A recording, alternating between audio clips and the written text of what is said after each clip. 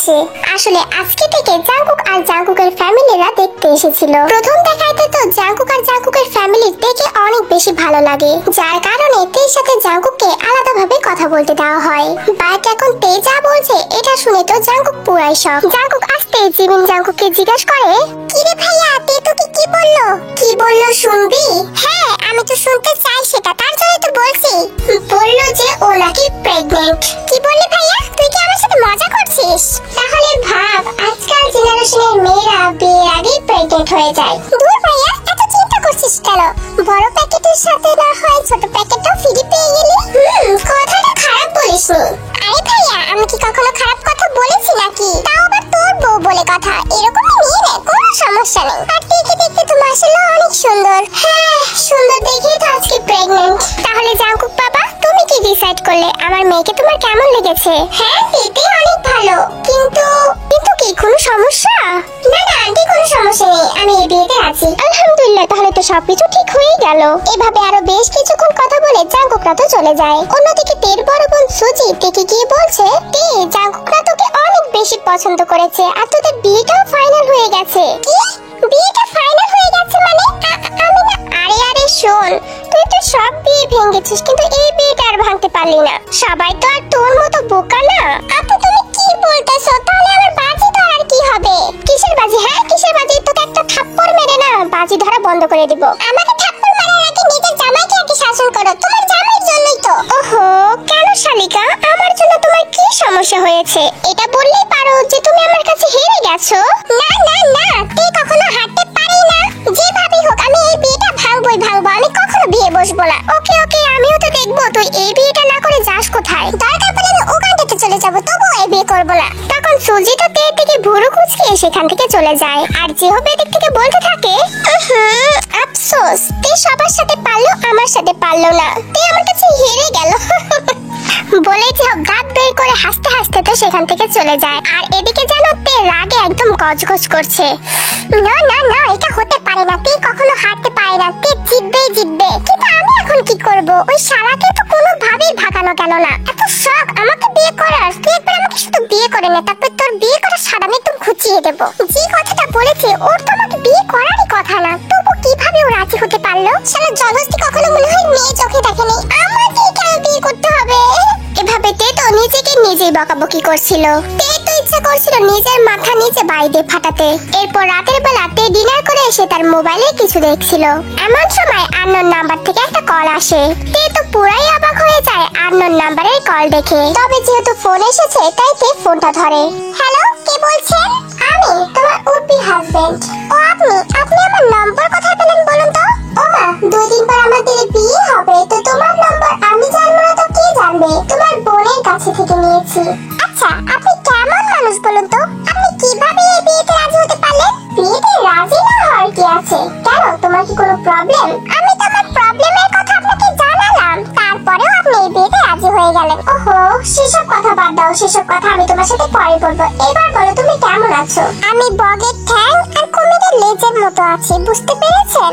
ও wow, অনেক সুন্দর। তো রাতে কি দিয়ে খাবার খেয়েছো? সেটা আমি আপনাকে কেন বলবো আমি রাতে কি দিয়ে খাবার খেয়েছি? সেটা তুমি আমাকে নাই বলতে পারো, কিন্তু এবার বলো তুমি কি দিয়ে রাতে ডিনার করেছো? আপনি তো আজব মশাই, আপনি বুঝতে পারছেন যে আমি আপনার সাথে কথা বলতে চাইছি না, তবু আপনি আমার সাথে যে কথা বলতে চাইছেন। তো বলবো না, আমি আমার বউয়ের সাথে কথা বলবো নাকি পাড়া মহল্লার মেয়েদের সাথে কথা বলবো? ও আচ্ছা, এতদিন তো আমি ছিলাম না, তাহলে এতদিন কার সাথে কথা বলেছেন? কারোর সাথে না? তাহলে এখনো কারোর সাথে কথা না বলে থাকেন, আমি কাটছি ফোন। বলেই তে সঙ্গে সঙ্গে ফোনটা কেটে দেয়। অন্যদিকে জাংকুক তো মিটি মিটি হাসছিল, কারণ জাংকুকে তেকে চালাতে তো বেশ মজাই লাগছিল। এভাবে 2টা দিন কেটে যায়। তে তো এই বিয়েটা আটকানোর অনেক চেষ্টা করেছে, কিন্তু না, এই বিয়েটা হয়তোবা তের কপালে লেখা ছিল, তাই এই বিয়েটা হয়ে যাচ্ছে। আজকে তে আর জাংকুকের বিয়ের দিন ছিল। এভাবে অনেক ধুমধাম করে তে আর জাংকুকের বিয়েটা তো হয়ে যায়। এরপর জাংকুক তেকে নিয়ে ওদের নিজের বাড়িতে চলে আসে। বাসর ঘরে জাংকুক রুমে ঢুকতে না ঢুকতেই তে তো চাচানো শুরু করে। দেখুন, আপনি আমার উপর না স্বামীর অধিকার খাটাতে আসবেন না, আমি আপনাকে মোটেও পছন্দ করি না। আজও আমি ঘরে এসে বসলাম না, তুমি চাচানো শুরু করে দিয়েছো। তো চাচাবো না, আপনি কোন লেভেলের মানুষ বলুন তো? আপনি আমাকে কেন বিয়ে করলেন? আমার তোমাকে বিয়ে করে তো আরো বেশি ভালো হয়েছে। আমার জানার মতো তোমার ফ্যামিলির কেউ জানে না তুমি প্রেগন্যান্ট। সো তোমার এই বাচ্চা যেহেতু বাবার কোনো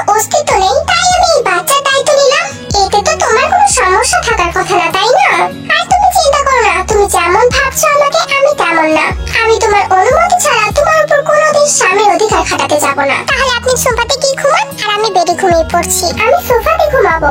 এটা অসম্ভব। আমি বলেছি যে তোমার উপর স্বামীর অধিকার খাটাবো না, আমি তো এটা বলিনি যে আমি তোমার স্বামী না। বলেই তো জাঙ্কুক একপাশে শুয়ে পড়লো। আর তের এত বেশি রাগ হচ্ছিল যা বলার বাহিরে, কিন্তু ঘুমাতে তো হবেই, তাই তো তে অন্য পাশে শুয়ে পড়লো। পরের দিন ছিল ওদের রিসেপশন, যেখানে তের বাড়ির লোক এসে তে আর জাঙ্কুক সহ ওদের বাড়িতে নিয়ে যাবে। তে তো আজকে একটা শাড়ি পরে অনেক সুন্দর করে সেজেছে। জাঙ্কুক তো আজকে তে দিক থেকে চোখটা সরাতেই পারছিল না। আসলে তে জেদি হলে কি হবে, দেখতে তো একদম ভয়ঙ্কর সুন্দরী। এভাবে দেখতে দেখতে রিসেপশনের অনুষ্ঠানটাও অনেক সুন্দরভাবে কেটে যায়। তেকে নিতে তো তের বাড়ি থেকে সবাই এসেছিল, তবে তে তো ওর দুলা ভাইয়ের সামনে যেতে অনেক বেশি লজ্জা লাগছিল, বিকজ অফ তে বাজিতে হেরে গেছে। এরপর জাঙ্কুক সহ তেকে তেদের বাড়িতে নিয়ে যাওয়া হয়, কিন্তু তের মনটা তো অনেক বেশি খারাপ ছিল, বিকজ অফ ওর বাবা মা ওকে বিয়ে দিয়ে দিয়েছে। বাড়িতে যেতেই জাঙ্কুককে তো জামাই আদর করা শুরু হয়ে যায়, আর জাঙ্কুককে এত আদর করা দেখে তে তো এদিক থেকে একদম ফুলে ফুলে উঠছিল। জাঙ্কুক নিচে লিভিং রুমে বসেছিল, আর তে ওর রুমে গেল। তবে ওর কি রুমে গিয়ে শান্তি আছে? সঙ্গে সঙ্গে সেখানে জেহব আসে। কি হলো শালিকা, বাজিতে তো হেরে গেলে, এবার বলো তুমি আমাকে কি দেবে? হ্যাঁ দিব তো, আমার মাথাটা আপনাকে কেটে দে। আরে না না, তোমার মাথা নিয়ে আমি কি করব? আমার মাথা দিয়ে আপনি মুড়ি ঘন্ট রেঁধে খাবেন? আরে না না, তোমাকে তো আমার কিছুই দিতে হবে না, আমি তো তোমাকে মজা করে এই কথাটা বলেছিলাম, আর তুমি কি না সিরিয়াসলি নিয়ে নিয়েছো? তো সিরিয়াসলি নেব না, আপনি যেভাবে বলেছিলেন। আপনার জন্য তো আমি আমার জামাইয়ের সাথে ঠিকমতো কথা। আরে আমি কি বলছি এসব? কি বললে শালিকা, শুনতে পাইনি, আরেকবার বলো তো। ভাইয়া আপনি এখান থেকে যাবেন নাকি আপুকে আমি ডাক দিব? আপুকে আর ডাক দিতে হবে না, আমি আপু পেছন থেকে সবকিছু শুনেছি। যে হোক, আমি না তোমাকে বলেছি তুমি ওর সাথে মজা করো না? ও অনেক জেদি, তুমি যেটা বলেছো ও সেটা ধরেই বসে আছে। আপু জিহব ভাইয়া শুধু কিন্তু আমাকে জ্বালায়। আপু তুমি জিহব ভাইয়াকে নিয়ে যাও তো। যে হোক, চলো এখান থেকে, ওকে একা একা থাকতে দাও। না, আমি আমার শালিকার সাথে একটু গল্প করি না, আর আমার শালিকার নতুন নতুন বিয়ে হয়েছে বলে কথা। তুমি এভাবে শুনবে না তাই না? চলো বলছি চলো। বলেই তো সুজি জিহবের কান ধরে সেখান থেকে নিয়ে যায়, যেটা দেখে তে অনেক বেশি মজা পাচ্ছিল। পরের দিন জাঙ্কুক তেকে নিয়ে ওদের বাড়িতে চলে যায়। এরপর রুমে যেতেই হঠাৎ করে জাঙ্কুক তেকে বলে ওঠে, তে তোমার বেবির কি অবস্থা, চেক আপ করিয়েছে না? আর এই কথাটা শুনে তো তে পুরাই শক, বিকজ ও বুঝতেই পারছে না জাঙ্কুক এত ভালো, ও অন্যের বেবি নিয়ে এত মাথা ঘামাচ্ছে। কি হলো, কথা বলছো না কেন? কোনো কিছু লাগলে আমাকে বলবা, ঠিক আছে? আমি তোমাকে সবকিছু এনে দিব। বলে তো জাঙ্কুক রুম থেকে বের হয়ে যায়, আর তে তো এদিকে দাঁত শুধু কটমট করছিল। সেই তো বিয়ে হলোই হলো, শুধুমাত্র মিথ্যা কথাটা বলে আমি ফেঁসে গেছি। কেন যে বলতে গিয়েছিলাম মিথ্যা কথাটা, আর এই বেটা এসে আমাকে বলে বেবি কেমন আছে, চেক আপ করাইছি না? আরে বেটা তুই জানিস যে আমি তোকে মিথ্যা কথা বলছি, তবু কেন আমাকে এসে জিজ্ঞাসা করিস? যত সব, আমার ভালোই লাগে না, মনে হচ্ছে নিজের মাথা নিচে বাড়ি দিয়ে ফাটিয়ে ফেলি। ওকে সত্যি জানে না যে আমি প্রেগনেন্ট না? যদি নাই জানতো তাহলে আমাকে এসে বারবার জিজ্ঞাসা করবে কেন? উফ, ভালো লাগে না, বেটাকে তো জব্দ করতেই হবে। পরের দিন সকালবেলা জাঙ্কুক তো সকাল সকাল অফিসে চলে যায়। জিমিনও আজকে কলেজে যায়নি, ও তো লিভিং রুমে বসে বসে টিভি দেখছিল। এমন সময় তে গিয়ে জিমিনের কাছে বসে। জিমিনের কাছে বসতে না বসতে জিমিন হঠাৎ করে বলে ওঠে, ভাবি তোমার ছোট প্যাকেটের কি অবস্থা, ঠিকঠাক আছে তো নাকি? জিমিন তুমি কি বললা? হোয়াট ডু মিন বাই ছোট প্যাকেট? আরে ভাবি তুমি বুঝতে পারছো না, তুমি হচ্ছে বড় প্যাকেট, আর তোমার ভেতরে যেটা আছে সেটা হচ্ছে ছোট প্যাকেট। তো সেই ছোট প্যাকেটটা ঠিকঠাক আছে তো নাকি? জাঙ্কুক ভাই ভালোভাবে যত্ন করছে তো? যেখানে যাই সেখানে একই কথা, ও কিভাবে জানতে পারলো এই কথাটা? কি হলো ভাবি, কথা বলছো না কেন? তুমি কি রাগ করলে নাকি আমার কথাতে? না না, আমি রাগ করবো কেন? হ্যাঁ অনেক ভালো আছে। ঠিক আছে তুমি টিভি দেখো, ঠিক আছে জিমিন? বলেই তো তে এক দৌড়ে রুমে চলে যায়। জিমিন যে এই কথাটা বলবে তে তো ভাবতেই পারেনি। তে তো রুমে এসে সারা ঘর পায়চারি করছে যে এই বিপদ থেকে কিভাবে রক্ষা পাওয়া যায়। এই ভাবতে ভাবতে তে তো বেডে শুয়ে ঘুমিয়ে পড়ে। বিকাল 5টার দিকে জাঙ্কুক বাড়িতে চলে আসে, আর জাঙ্কুকের হাতে অনেকগুলো শপিং ব্যাগ ছিল। জাঙ্কুক তো সরাসরি রুমে যায় আর তেকে ডাকতে শুরু করে। তবে ডেকে কি করবে, জাঙ্কুক তো রুমে এসে দেখে যে তে ঘুমাচ্ছে। জাঙ্কুক ভাবছিল তে কি অসুস্থ হয়ে পড়লো নাকি, তাই তো জাঙ্কুক তের কাছে যায়, আর তখনই তের ঘুমটা ভেঙে যায়। আপনি এখানে কি করছেন? হ্যাঁ ও মা, আমি তো ভয় পেয়ে গিয়েছিলাম। কেন তে, তুমি কি অসুস্থ নাকি? এভাবে ঘুমিয়েছিলে কেন? ওহ গড, একজন মানুষ ঘুমিয়ে থাকলে কি সে অসুস্থ হয়ে যায় নাকি? না মানে তুমি তো এমনি অসুস্থ তাই না? উফ, আপনি চুপ করবেন, আমাকে খোঁটা দেওয়া বন্ধ করবেন। ও মা, খোঁটা কোথায় দিলাম, তাই আর কি বলছিলাম। দেখো আমি তোমার জন্য অনেক কিছু নিয়ে এসেছি। এগুলো কি শপিং? আমি কি আপনাকে বলেছি নাকি যে আমাকে শপিং করে দেন? না বললে? তুমি তো আমার বউ তাই না? আর দিলে তে তো হাসি মুখে শপিং গুলো নিয়ে নেয়। রাতের বেলা জিন সবাইকে খাবার খাওয়ার জন্য ডাকে। রীতিমতো সবাই ডিনার করতে চলে যায়। খাবার টেবিলে বসে জিন থেকে জিজ্ঞেস করে, তে তোমার এখানে ভালো লাগছে তো? কোনো অসুবিধা নেই তো? না না আম্মু, আমার কোনো অসুবিধা নেই, আমি একদম ঠিক আছি। কিছু প্রয়োজন হলে একদম মুখ বুজে থাকবে না, সঙ্গে সঙ্গে জাঙ্কুকের কাছে যাইবে। আর জাঙ্কুক যদি তোমাকে না এনে দিতে চায় তখন তুমি শুধু তোমার শ্বশুর আব্বুকে বলবে। জাঙ্কুককে সাইজ করার দায়িত্ব তো আমার। আমাকে সাইজ পরে করো বাবা। মা, তোমার বৌমাকে একটু ভালো করে খাওয়াও। কেন রে, তুই এমন কথা কেন বললি? আমাদের বৌমাকে কি আমরা খাওয়াচ্ছি না? না, দেখছো না দিনে দিনে শুকিয়ে যাচ্ছে, বেশি বেশি খাওয়াই মোটা তাজা করো। তাছাড়া আমার শ্বশুর বাড়ির লোকরা বলবে তো আমার মেয়েকে না খাওয়াই খাওয়াই একদম চিকন বানিয়ে ফেলেছে। হ্যাঁ হ্যাঁ মা, ভাবিকে বেশি বেশি খাওয়াও, ভাবির ছোট প্যাকেটের জন্য। কি কি বলে জিমিন? ছোট প্যাকেট মানে? জিমিন না মানে এমনি মজা করলাম, তুমি মজা বোঝো না আম্মু। এই দুই ভাই বোন আমার সাথে কি শুরু করছে? হ্যাঁ, আমাকে কি ঠিক মতো খেতেও দেবে না? এই ব্যবস্থাটা একটা করতেই হবে, এরকম ভাবে সহ্য করা যায় না। এরপর খাবার খাওয়া শেষ হয়ে গেলে তো তে তার রুমে চলে যায়। এদিকে আরিম আর জিনও নিজেদের রুমে চলে গিয়েছিল। তখনই জাঙ্কুক জিমিনকে বলছে, কি রে জিমি, এখনই তো ধরা পড়ে যেতে নিয়েছিলাম। তুই কি? হ্যাঁ বলতো, তোর মুখ এত পাতলা কেন? পেট পচা মেয়ে একটা, সবকিছু মুখ দিয়ে বের হয়ে যায়। সরি সরি ভাইয়া, আসলে মুখ দিয়ে হঠাৎ করে বের হয়ে গেছে, আমি আর কখনো বলবো না। কিন্তু ভাইয়া তুই বলতো, ভাবি কি সত্যি প্রেগন্যান্ট নাকি? আমার জানো কেমন সন্দেহ সন্দেহ হয়। কি সন্দেহ হয়? আমার তো মনে হয় ভাবি মিথ্যা কথা বলেছে, কারণ ভাবিকে সেরকম লাগেই না। সন্দেহই করতে থাক, পরে না হয় সবকিছু জেনে নিস, আমি তো কিছুই জানি না। বলেই জাঙ্কুক নিজের রুমের দিকে রওনা হয়। অন্যদিকে তে ওয়াশরুমে দাঁড়িয়ে দাঁড়িয়ে দাঁত ব্রাশ করছিল। জিমিন আর জাঙ্কুকের কথা মনে পড়তে ওর তো গা পিত্তে জ্বলে যাচ্ছিল। এই জিমিন আর জাঙ্কুক, এই দুই ভাই বোনকে যে আমি কি করব? আমি এদেরকে কিছু করার সুযোগই পাচ্ছি না। আমি তো জিমিনকে কিছু করতে পারবো না, জাঙ্কুককে তো করতে পারবো। দাঁড়া বেড়া, তোর জব্দ করতেই হবে। এই বলেই তে জাঙ্কুকের ব্রাশটা হাতে নেয়। কালকে সকালে তো এই ব্রাশটা দিয়ে ব্রাশ করেছে তাই না? এখন দেখো চান্দু বাবা, তোমাকে কি মজাটা না হয় দেখাই। বলেই তো তে ওয়াশরুমের কমোডের সাথে সেই লেভেলের করে ব্রাশটা ঘষে। দেখে মনে হচ্ছিল জাঙ্কুকের উপর সব রাগ ব্রাশের উপর দিয়ে দেবে। এবার কেমন হলো জাঙ্কুক সাহেব? তুমি আসবে আর এই ব্রাশ দিয়ে ব্রাশ করবে। ওয়াও, ব্যাপারটা অনেক ইন্টারেস্টিং। বলেই তে তো ফ্রেশ হয়ে ওয়াশরুম থেকে বের হয়ে আসে। ওয়াশরুমে এতক্ষণ কি করছিলে? হ্যাঁ, তোমাকে এসে আমি খুঁজেই পাইনি। কেন কেন আমাকে খুঁজছেন? আমি কি ওয়াশরুমে যেতে পারবো না আপনার জন্য? না, তেমন কোনো ব্যাপার না, তুমি ওয়াশরুমে যেতে কেন পারবে না? মনে হচ্ছিল তুমি ওয়াশরুমে গিয়ে দাওয়াত খাইতে বলেছিলা। মজা নিচ্ছেন আমার সাথে, মজা নিচ্ছেন তাই না? বেদ্য অসভ্য জল হস্তে একটা। তখন তে মনে মনে যা চাচ্ছিল তাই তো হয়। জাঙ্কুক ওয়াশরুমে যায় আর গিয়ে ব্রাশ করার জন্য তার ব্রাশে পেস্ট ভরায়। এদিক থেকে তে বাইরে এসে ভাবছিল, আমি যে এমনটা করলাম, জাঙ্কুক যদি সেই ব্রাশ দিয়ে ব্রাশ করে তাহলে কি হবে? আর যাই তাই হোক, বেচারা আমাকে অনেক কেয়ার করে। না, অন্যভাবে জব্দ করতে হবে, এভাবে হলে হবে না। তখন তে তো আবার ওয়াশরুমে যায় আর জাঙ্কুকের হাত থেকে ব্রাশটা নিয়ে তো ফেলে দেয়। তের এই ব্যবহার দেখে তো জাঙ্কুক পুরাই অবাক হয়ে গেছে। জাঙ্কুক তো বুঝতেও পারছিল না যে তে কেন তার ব্রাশটা নিয়ে ফেলে দিল। তখন তে ওয়াশরুম থেকে বের হয়ে আসে আর পিছে পিছে জাঙ্কুকও। অবাক করা কেন? তে এটা কি হলো? তুমি ব্রাশটা ফেলে দিলে কেন আমার? কেন ফেলে দিলাম জানেন? শুনবেন কেন ফেলে দিয়েছি? হ্যাঁ, আমি অবশ্যই শুনবো, কেন ফেলে দিলে বলো। আমি যখন ব্রাশ করছিলাম তখন দেখলাম আপনার ব্রাশের উপর ককরোচ ছিল, তাই আর কি এখন গিয়ে ফেলে দিলাম। আপনি তো আমার স্বামী হন তাই না? আবার আপনার পেট খারাপ হলে আমাকেই দেখতে হবে। ও আচ্ছা, তাহলে তুমি তখনই কেন ফেলে দিলে না, এখন গিয়ে কেন ফেললে?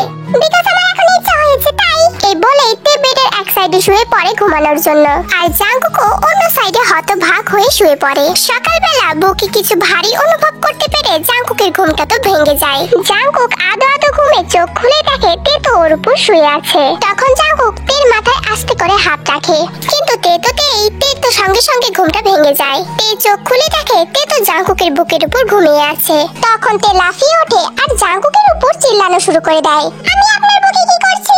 আমাদের মাঝে কোলবালিশটা কোথায় গেল? ওহ তে, তুমি আমার বুকে শুয়েছিলে, এটাও কি আমার দোষ? হ্যাঁ, আপনারই তো দোষ। আপনি কোলবালিশটা কেন সরিয়েছেন? হেই, আমি কোলবালিশ সরাইনি, তুমি তো রাতে কোলবালিশ দাওইনি। আর তুমি বা কেন কোলবালিশ দেবে? আমরা হাজবেন্ড ওয়াইফ একসাথে শুতেই পারি। না না না, পারি না, এটা বেইমানি। আপনি আমার সাথে প্রতারণা করেছেন। ওহ তে প্লিজ, সকালবেলা উঠেই চিল্লানো শুরু করে দিয়েছো। আমি চিল্লাই তাই না? আমি চিল্লাই, আমি এখনই বাপের বাড়িতে চলে যাব। এই বলে তো তে লাফ দিয়ে সেখান থেকে উঠে চলে যায়। পুরো বাড়িতে খুঁজে দেখে জিমিন তো কোথাও নেই। তখন জিন এসে থেকে বলে যে ও বাজারে যাচ্ছে। তখন তে সুযোগ পেয়েছে জাংকুককে জব্দ করার জন্য। আরএম অফিসে, জিন বাজারে আর জিমিন কলেজে এত বড় সুযোগ কি কখনো মিস করা যায় নাকি? আমি বাপের বাড়ি চলে যাওয়ার কথা বললাম আর আমাকে কিচ্ছু বললো না, আমাকে আটকালেও না। তখন তেতো সিঁড়িতে বসে সেই লেভেলে করে চিল্লানো স্টার্ট করে। এমন ভাবে বসে পড়েছিল জানোতে পড়ে গেছে। আল্লাহ গো, পড়ে গেছি, আমি সিঁড়ি থেকে পড়ে গেছি। খেয়াল আছে, জাংকুকের কোনো খেয়াল নাই। তের এভাবে চিল্লানি শুনে তো জাংকুক সঙ্গে সঙ্গে দৌড়ে আসে আর তেতো সিঁড়িতে বসে চিল্লাতেই আছে। আরে তে, কি হয়েছে তোমার? কি হয়েছে? কোথায় ব্যথা পাইছো? পড়ে গেলে কিভাবে? আপনার কোনো খেয়াল নাই, আপনি আমাকে এত অবহেলা করবেন তো বিয়ে কেন করছেন? আরে তোমাকে আমি অবহেলা কেন করব? কোথায় ব্যথা পাইছো দেখি? আমি পেটে ব্যথা পাইছি, আপনি কি জানেন না? ও তে, পেট নিয়ে আর কত ড্রামা করবা বলো তো? কি? আমি ড্রামা করি? আপনি কি আমাকে দেখে ড্রামা কুইন মনে হয়? ওহো, আমি কি একবার বলছি যে তুমি ড্রামা কুইন? আসো তোমাকে ঘরে নিয়ে যাই। এই বলে জাংকুক তো তেকে কোলে তুলে নেয় আর তেকে রুমে নিয়ে যায়। এভাবে দেখতে দেখতে তো অনেকটা দিন কেটে যায়। তে তো জাংকুককে এখনো জানেনি যে ও মিথ্যা কথা বলেছে। আর এই ব্যাপারটা নিয়ে জাংকুক ও তের সাথে মজা নেয় আর তেও জাংকুকের সাথে মজা নেয়। জাংকুক তো নাছর বান্দা, তের মুখ থেকে এই কথাটা বের করে ছাড়বে, তাই জাংকুক নিজে থেকে কথাটা বলছে না। আর তে ভাবছিল জাংকুক ওকে কতটা কেয়ার করতে পারে করুক। ওদের মাঝে তো অনেক ভালো দুষ্টু মিষ্টি একটা সম্পর্ক গড়ে ওঠে। একদিন হঠাৎ করে জাংকুক তেকে জিজ্ঞাসা করছে, তে, তোমার কয় মাস? কয় মাস মানে? কিসের কয় মাস? আরে বাহ, তুমি এমন ভাবে বলছো যেন তুমি কিছুই জানো না। আমি বলছি তোমার বেবির কয় মাস? আমার বেবির 6 মাস। 6 মাস? ও মাই গড, 6 মাস! বাট এই 6 মাসে তো তোমার কোনো পরিবর্তন দেখছি না আমি। কি পরিবর্তন দেখবে? এখন এই বেবির জন্য কি আমি মারা যাব নাকি? না মানে প্রেগন্যান্সি অবস্থায় 6 মাস থাকে তো পেটে একটু ফুলো ফুলো। জাংকুক, তুমি এগুলো কি বলতেছো? আমি বলছি 6 মাস মানে 6 মাস। এই কথা, এই ব্যাপার নিয়ে আর একটা কথা বলবে না। কি ব্যাপার তে? এই কথাটা বললে তুমি যেন কেমন খেউ খেউ করে ওঠো। আমার তো জানতে হবে তাই না? তোমাকে সেভ রাখতে হবে না? না, তোমার অত খেয়াল রাখতে হবে না। আমার বেবি নিয়ে তোমার অত কোনো খেয়াল রাখতে হবে না। তুমি এই ব্যাপার নিয়ে আমাকে আর কোনো কথাই বলবে না, একদম চুপচাপ থাকবে। আচ্ছা তে, তোমার বেবি আদৌ হবে তো? হ্যাঁ, হবে হবে, অবশ্যই হবে। সময় হলে ঠিক হবে, হলে শুধু দেখবা। আচ্ছা ঠিক আছে, দেখি কবে হবে। তখন তো তে জাংকুকের সাথে আর কোনো কথা বাড়ায় না, সেখান থেকে চলে যায়। আমিও দেখবো তে তোমার বেবি কবে হয়, আর এটার জন্য তো তোমার পানিশমেন্ট আছে। একদিন জাংকুক রুমে বসে বসে ল্যাপটপে কিছু কাজ করছিল আর তখন সেখানে তে আসে আর জাংকুককে বলে, জাংকুক দেখো আমি তোমার দেওয়া জামাটা পরেছি, কেমন লাগছে আমাকে? তখন জাংকুক উঠে যেতে যেতে বলল, অনেক সুন্দর লাগছে তোমাকে, আমার বউ তো লাখে একটা। আচ্ছা ঠিক আছে, তুমি জামা পরেছো ভালোই হয়েছে, জাস্ট একটু রেডি হয়ে নাও, আজকে তোমাকে নিয়ে হসপিটালে যাব। কিন্তু কেন? আমার কি হয়েছে? আমি কেন হসপিটালে যাব? আরে তুমি না বলেছিলে তুমি প্রেগন্যান্ট? তোমার কথা মতো 6 মাস হয়ে গেল কিন্তু তোমার পেটে কোনো পরিবর্তনই নেই। এটা কেমন অবাক করা কাণ্ড না? জাংকুক, এই কথাটা বলে আর খোঁড়া দিও না, আমি প্রেগন্যান্ট না। কি বললে তুমি? আমিও তো আরেকবার শুনি। শুনুনি আমি কি বললাম? বললাম আমি প্রেগন্যান্ট না। তোমাকে বলেছিলাম না আমার বয়ফ্রেন্ড ছিল। আমার বয়ফ্রেন্ড থাকা তো দূরের কথা, আমি কখনো কোনো ছেলের সাথে কথা বলিনি। তাহলে আমাকে তুমি কেন বলেছিলে তুমি প্রেগন্যান্ট? আরে আমি আমার জিহব দুলাভাইয়ের সাথে বাজি ধরেছিলাম যে আমি কখনো বিয়ে করব না, আর বিয়ে না করার জন্য আমি তোমাকে এই কথাটা বলেছি। তুমি কি জানো আমি কিন্তু সবকিছু জানতাম। মানে তুমি সবকিছু জানতে? আমি সবকিছু জানতাম, বিকজ তোমার বড় বোন আমাকে বলে দিয়েছিল যে তুমি দুষ্টুমি করে আমাকে এইসব কথা বলেছো। কি? তুমি যেহেতু সবকিছু জানতে তাহলে আমাকে এতদিন কেন টিটকারি মারছো? আমিও দেখতে চেয়েছিলাম কার দৌড় কত দূর।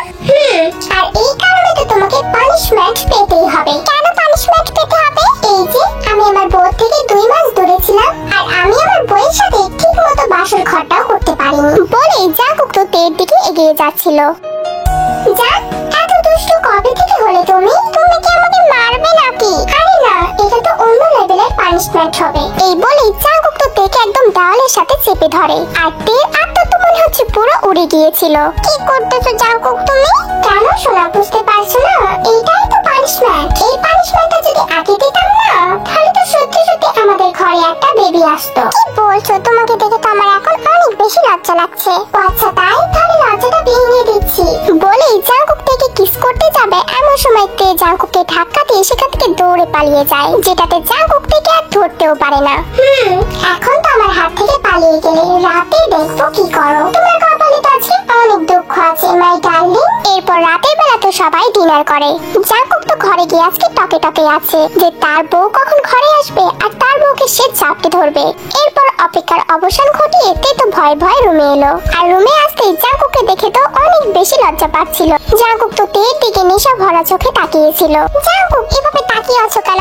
ভাবছি যে আমার বউটা এত কেন সুন্দর, সুন্দরের পাশাপাশি অনেক বেশি দুষ্টু। দুষ্টু বউরা তো অনেক বেশি ভালো হয়, তুমি জানো না? কিন্তু আমার দুষ্টু বউটা তো অনেক বেশি পচা, বিকজ আমার দুষ্টু বউটা তো আমার কাছ থেকে শুধু দূরে দূরে থাকে। এরপর জাঙ্কুক তের দিকে এগিয়ে যেতে যেতে বলে, তো আমার দুষ্টু বউ তখন তো পালিয়ে গিয়েছিল, এখন কি করবা? এখনো পালিয়ে যাবো? না না, আমি তো এটা কখনোই হতে দেব না। আমার দুষ্টু পচা মিষ্টি বউ। জাঙ্কুক তুমি আমাকে অনেক ভালোবাসো তাই না? অনেক অনেক বেশি ভালোবাসি। এই বলেই জাঙ্কুক তো তেকে কিস করে দেয়। ফার্স্টে তো জাঙ্কুক তের কোনো সাড়াই পাচ্ছিল না, তবে পরবর্তী মুহূর্তে তে জাঙ্কুককে কিস ব্যাক দেয়।